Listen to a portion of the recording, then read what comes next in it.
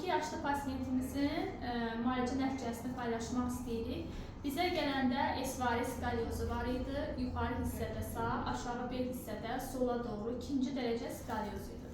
21 gün fizioterapiya və reabilitasiya müalicəmizə başladıq. Və 21 günün sonunda valideyni çox narahat olduğuna görə, çox həssas olduğuna görə rentgen çəkdirməyini istədi. Və rentgen çəkərkən artıq çox şükür ki, S-vari skalyozumuz C-vari skalyozla əvəz olunub. Bu isə o deməkdir ki, iki tərəfdə olan əyriliyimiz sadəcə yuxarı hissədə və bucağı azalmaq şərtindən 1-ci dərəcə skalyozla əvəz olunubdur.